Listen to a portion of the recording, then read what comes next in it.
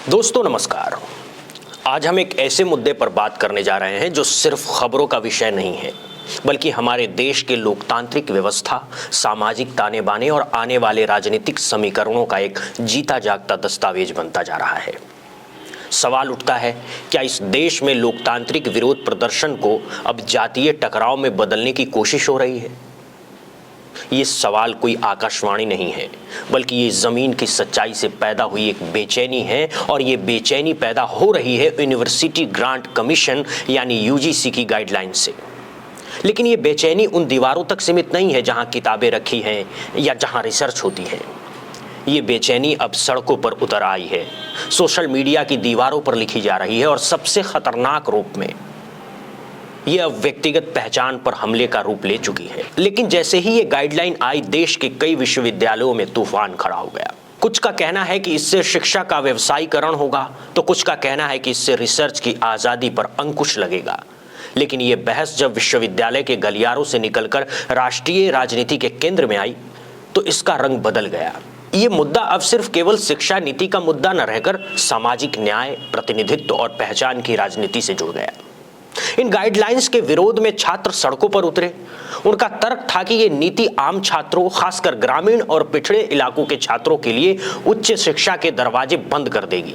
और दूसरी तरफ इन गाइडलाइंस के समर्थक भी उतने ही जोश के साथ सड़कों पर उतरे। उनका कहना था कि ये देश की शिक्षा को वैश्विक स्तर पर ले जाने की दिशा में एक साहसिक कदम है, जिससे गुणवत्ता बढ़ेगी। अब यहां ध्यान देने वाली बात यह है कि जब दो विचारधाराएं आमने सामने आती हैं, तो लोकतंत्र में यह सामान्य है। असामान्य तब शुरू होता है जब यह वैचारिक लड़ाई व्यक्तिगत हो जाती है।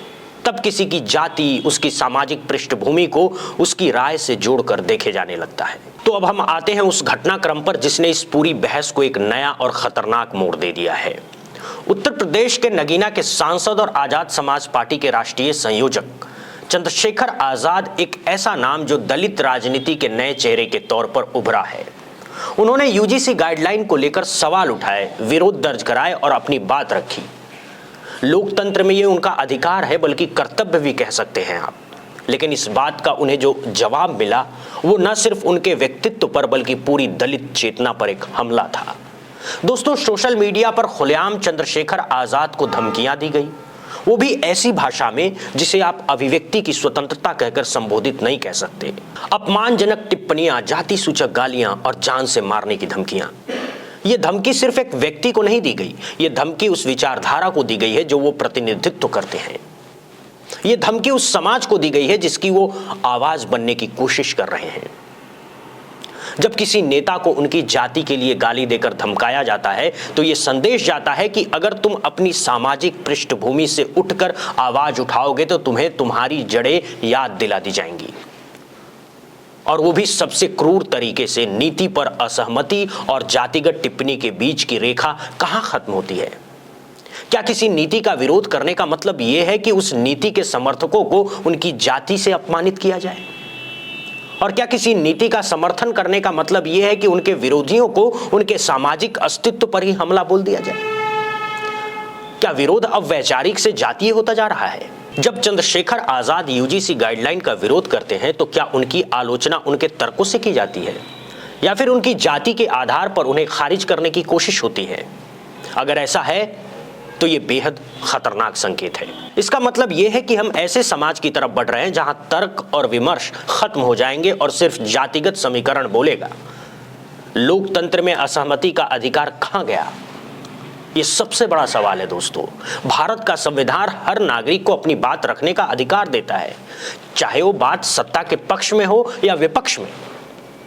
जब इस अधिकार का इस्तेमाल करने वालों को जातिगत हमलों से डराया धमकाया जाता है, तो वो लोकतंत्र की हत्या है। ऐसी घटनाएं कभी अकेले नहीं आती। ये एक जहर की तरह है जो धीरे धीरे पूरे समाज के ताने बानों में घुलता है। जब एक सांसद को जाति सूचक शब्द कहकर धमकाया जाता है, तो उस जाति का एक आम आदमी जो कहीं दूर किसी गांव में रहता है, वो सुरक्षित महसूस नहीं करेगा। वो सोचेगा कि अगर इतने बड़े नेता की हालत ये है, तो हमारी क्या औकात। इससे उस समाज में एक भय पैदा होता है, एक आक्रोश पैदा होता है, और यही भय और आक्रोश कभी ना कभी सड़कों पर उतरता है। और तब वो वैचारिक लड़ाई न रहकर सांप्रदायिक या जातीय दंगे के रूप में ले लेता है। अब बात करते हैं राजनीति की, और खासकर उत्तर प्रदेश की। 2027 में उत्तर प्रदेश में विधानसभा चुनाव होने हैं। उत्तर प्रदेश की राजनीति में जाति और समीकरणों का गहरा गणित है। शिक्षा, सामाजिक न्याय, प्रतिनिधित्व और आरक्षण के ये मुद्दे हैं जो सीधे तौर पर जाति से जुड़े हैं। जैसे जैसे ये मुद्दे गर्म होंगे, जैसे जैसे चंद्रशेखर आजाद जैसे जैसे नेता सड़कों पर उतरेंगे और उन पर हमले होंगे, वैसे वैसे जातीय ध्रुवीकरण भी तेजी से होगा। ये कोई साधारण राजनीतिक बयानबाजी नहीं रह जाएगी, ये एक जाति बनाम दूसरी जाति की लड़ाई बन सकती है। जो लोग इन गाइडलाइन के समर्थन में हैं, वो एक खास जाति समूह के प्रतीक बन सकते हैं, और जो विरोध में हैं वे दूसरे के। इससे चुनावी मैदान में सिर्फ मतदाता नहीं होगा, बल्कि सामाजिक ध्रुवीकरण के नए नए समीकरण बनेंगे। राजनीतिक दल इस माहौल का फायदा उठाकर अपने अपने वोट बैंक को मजबूत करने की कोशिश करेंगे, जिससे सामाजिक दरारें और गहरी होंगी। तो क्या सच में लोकतांत्रिक विरोध प्रदर्शन को जातीय टकराव में बदलने की कोशिश हो रही है? शायद हाँ, या कम से कम ऐसा होने का खतरा बहुत बड़ा है। चंद्रशेखर आजाद को मिली धमकी इस खतरे की घंटी है, और ये घंटी हमें आगाह करती है कि अगर हम अभी नहीं संभले तो हमारी बहसें, हमारी असहमतियां, हमारी राजनीतिक संघर्ष एक ऐसी जाति जंग में बदल जाएंगे जिसमें कोई विजेता नहीं होगा, बल्कि सिर्फ हारने वाले होंगे हमारा लोकतंत्र, हमारा संविधान और हमारा सामाजिक सद्भाव। ये समय सिर्फ सवाल उठाने का नहीं, बल्कि आत्मचिंतन का भी है दोस्तों। क्या हम एक ऐसा समाज बनाना चाहते हैं जहां विचारों की लड़ाई हो, या फिर हम एक ऐसे समाज की ओर बढ़ना चाहते हैं जहां जाति ही सब कुछ तय करे? ये फैसला हमें आज करना है, और जब हमने इस पूरे विवाद की पृष्ठभूमि और सामाजिक राजनीति परतों को समझ लिया है, तो अब बात करते हैं उस ताजा घटनाक्रम की जिसने इस आग में घी डालने का काम किया है। अब सवाल सिर्फ नीति और विचारधारा का नहीं रह गया है, बल्कि ये सीधे तौर पर प्रतिरोध का और प्रतिशोध के टकराव में तब्दील हो गया है। दोस्तों, अब हम बात करेंगे उस शख्स की जिसने पूरे विवाद को एक नए सिरे से परिभाषित किया है, अक्कू पंडित। चंद्रशेखर रावण को खुला चुनौती दे रहा हूँ। जो ते ब्राह्मणवाद मुर्दाबाद के नारे लगवा रहा है ना, डी कॉलेज पे, कभी जंतर मंतर पर, कभी जीएनवी कॉलेज पर, अगर तेरी माँ ने दूध पिलाया ना, पूरे ब्राह्मण समाज को छोड़, सिर्फ इस अकेले ब्राह्मण के सामने एक बार ब्राह्मणवाद मुर्दाबाद बोल के दिखा। साले चंद्रशेखर रावण भीमटे, अब तू समाज को काटने की, जो अब तू हिंदुत्व को काटने की बातें कर रहा है ना, जो जहर तू घोल रहा है, तू जैसे नामर्दों की वजह से हमारा भारत इतने सालों तक मुगलों के हाथों में रहा था। तू जैसे कीड़े मकोड़ों ने जातिवाद करा था। जातिवाद उसे कहते हैं अपने जात को ऊंचा दिखा के दूसरी जात को नीचा दिखाना। कभी ब्राह्मणों ने ऐसा नहीं किया। और जो तू भीमटा है ना, जो तू चंद्रशेखर रावण, अगर तेरी माँ ने दूध पिलाया है ना, इस अक्कू पंडित अकेले का सामना करके दिखाइयो, पूरे ब्राह्मण समाज की तो बहुत दूर की बात। ये कोई साधारण ट्वीट या फेसबुक पोस्ट नहीं था, ये एक सुनियोजित, रिकॉर्डेड और सार्वजनिक रूप से प्रसारित वीडियो था, जिसमें अक्कू पंडित ने बेबाकी से, खुलेआम और बिना किसी लाग लपेट के चंद्रशेखर आजाद को धमकी दी। भाषा वही थी, जाति सूचक, अपमानजनक और खतरनाक। अब यहां देखने वाली बात यह है कि ये महज एक व्यक्ति का दूसरे व्यक्ति पर हमला नहीं है, ये एक विचारधारा का दूसरी विचारधारा पर हमला है। अक्कू पंडित ने जिस तरह से ये वीडियो जारी किया, उससे साफ है कि उन्हें लगता है कि वो इतने ताकतवर हैं, या उनके पीछे इतनी बड़ी ताकत है कि वो सांसद को खुलेआम धमका सकते हैं और उसकी कोई कीमत नहीं चुकानी पड़ेगी। ये अहंकार है या फिर एक सुनियोजित साजिश का हिस्सा? ये सवाल हर उस शख्स के मन में उठ रहा है जो लोकतंत्र में विश्वास रखता है। अब जब धमकी दे दी गई, वीडियो वायरल हो गया, तो स्वाभाविक रूप से सबकी निगाहें अब एक ही जगह टिक गई है, भीम आर्मी। चंद्रशेखर आजाद सिर्फ एक सांसद नहीं है, वो भीम आर्मी के संस्थापक और प्रेरणा स्रोत भी है। भीम आर्मी का गठन ही दलितों, पिछड़ों और वंचितों के अधिकारों की रक्षा के लिए, उन पर होने वाले अत्याचारों के खिलाफ आवाज उठाने के लिए हुआ था। उनके कार्यकर्ता सड़कों पर उतरकर न्याय के खिलाफ लड़ने के लिए जाने जाते हैं। तो सवाल बिल्कुल सीधा है, अब इस अक्कू पंडित का इलाज भीम आर्मी कैसे करती है? यह सवाल सिर्फ बदले की भावना से नहीं पूछा जा रहा है, यह सवाल इसलिए पूछा जा रहा है क्योंकि यह एक बड़ी राजनीतिक और सामाजिक मांग बनकर रह गया है। जिस समाज ने चंद्रशेखर आजाद को अपना नेता चुना है, जिस युवा ने भीम आर्मी के बैनर तले एक नई राजनीति चेतना का निर्माण किया है, वो ये देखना चाहता है कि उनके नेता की इज्जत की रक्षा कैसे होती है। अगर भीम आर्मी चुप रहती है या कानूनी प्रक्रिया के नाम पर केवल एफआईआर दर्ज कराकर बैठ जाती है, तो यह संदेश जाएगा कि उनकी ताकत सिर्फ चुनावी नारों तक सीमित है। लेकिन अगर वे सड़कों पर उतरते हैं, जोश दिखाते हैं, तो यह संदेश जाएगा कि वंचित समाज अब और चुप नहीं बैठेगा। ये उनके लिए एक तरह की अग्नि परीक्षा है। और यहीं से एक दूसरा और भी दिलचस्प सवाल उठता है, माफी का सवाल। अक्कू पंडित ने वीडियो बनाकर धमकी दी। उस वीडियो में चेहरा था, आवाज थी और अहंकार था। अब देखना यह होगा कि क्या वो उसी माध्यम से, उसी फॉर्मेट से उतनी ही सार्वजनिक रूप से माफी मांगेगा। क्या अक्कू पंडित एक वीडियो बनाकर यह कहेगा, मैंने गलती की, मेरी भाषा गलत थी, मैं चंद्रशेखर आजाद और उनके समाज से माफी मांगता हूं? यह सिर्फ एक व्यक्तिगत माफी का सवाल नहीं है, यह इस बात का सवाल है कि क्या हमारे समाज में अहंकार और जातिवादी मानसिकता को झुकने के लिए मजबूर किया जा सकता है? क्या कानून और लोकतांत्रिक दबाव इतना मजबूत है कि वो धमकी देने वालों को जमीन पर ला सके? अगर अक्कू पंडित माफी मांगता है तो ये एक मिसाल बनेगी। ये संदेश जाएगा कि कोई भी, चाहे वो कितना भी ताकतवर क्यों ना हो, अगर वो किसी की सामाजिक पहचान पर हमला करेगा तो उसे झुकना ही पड़ेगा। लेकिन अगर वो नहीं मांगता और भीम आर्मी का कानून उसे झुकाने में नाकाम रहते हैं, तो ये संदेश जाएगा कि जातिवादी ताकतें अब भी बेखौफ हैं। अब इस पूरे नाटक में राजनीतिक दल कहां खड़ा है, ये देखना भी कम दिलचस्प नहीं है। एक तरफ जो दल सत्ता में है या सत्ता के करीब है, वो इस घटना को यूं ही साधारण अपराध की तरफ देख रहे हैं। उनकी कोशिश है कि इसे जातीय रंग न दिया जाए, क्योंकि उनका वोट बैंक इस टकराव में बट सकता है।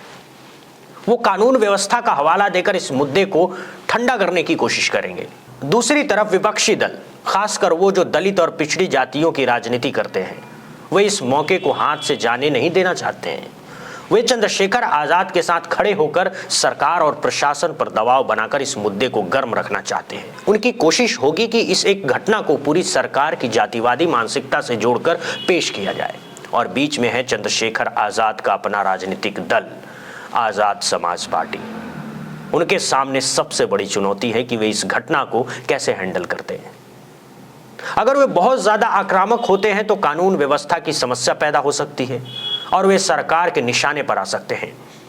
अगर वे बहुत नरम पड़ते हैं तो अपने कार्यकर्ताओं और समाज के बीच अपनी विश्वसनीयता खो देंगे।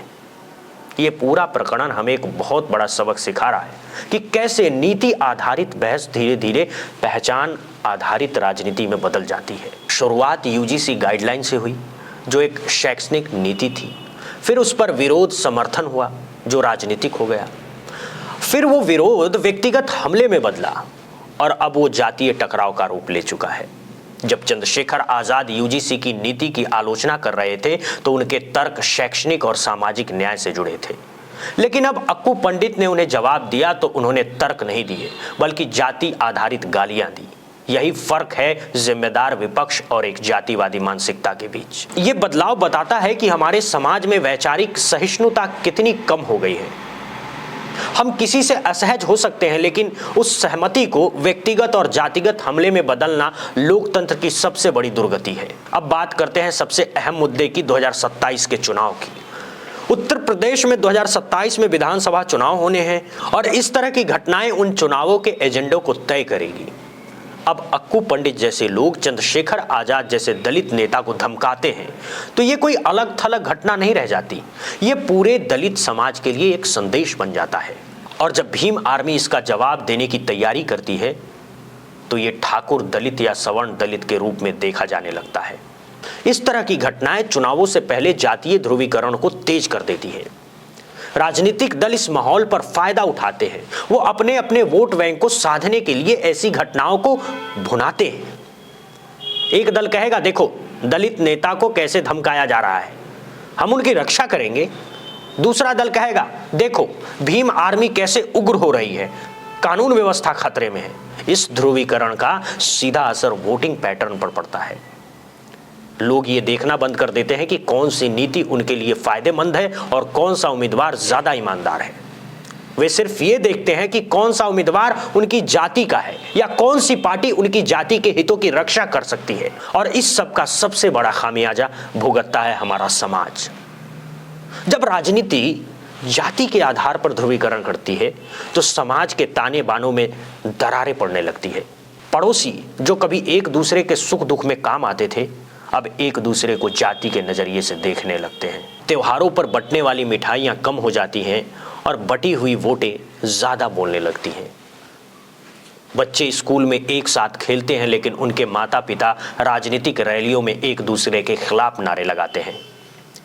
चंद्रशेखर आजाद और अक्कू पंडित का यह विवाद सिर्फ दो व्यक्तियों के बीच का विवाद नहीं है, ये उस सामाजिक सद्भाव पर हमला है जिसे बनाए रखने के लिए हमारे संविधान निर्माताओं ने इतनी मेहनत की थी। डॉक्टर भीमराव अंबेडकर ने हमें एक ऐसा संविधान दिया जो हर नागरिक को समानता का अधिकार देता है, लेकिन जब हम खुद ही जाति के आधार पर बटेंगे तो वो संविधान कितना सुरक्षा दे पाएगा। तो अंत में यही सवाल जो हम पूछ रहे थे, क्या अक्कू पंडित माफी मांगेगा? क्या भीम आर्मी उसे सबक सिखाएगी? क्या ये विरोध प्रदर्शन अपनी मूल भावना यानी संवाद और सुधार तक सीमित रह पाएगा या फिर चुनावी ध्रुवीकरण का माध्यम बन जाएगा? इन सवालों का जवाब आने वाले कुछ दिनों और हफ्तों में मिल जाएगा। अगर अक्कू पंडित को सजा मिलती है या वो सार्वजनिक रूप से माफी मांगता है तो ये कानून के राज और सामाजिक न्याय की जीत होगी। अगर वो बच निकलता है तो ये संदेश जाएगा कि जातिवादी ताकतें अब भी कानून से ऊपर है। लेकिन सबसे बड़ी जिम्मेदारी हम मीडिया और जनता की है। हमें इस बहस को सिर्फ जाति और ध्रुवीकरण तक सीमित नहीं रखना है। हमें यह सुनिश्चित करना है कि असली मुद्दे जैसे शिक्षा नीति, सामाजिक न्याय और लोकतांत्रिक मूल्य कहीं खो न जाए, क्योंकि अगर वो खो गए तो हम सिर्फ एक जातीय टकराव की कहानी बनकर रह जाएंगे, न कि एक जीवंत लोकतंत्र की मिसाल। दोस्तों बहुत बहुत धन्यवाद, बहुत बहुत शुक्रिया।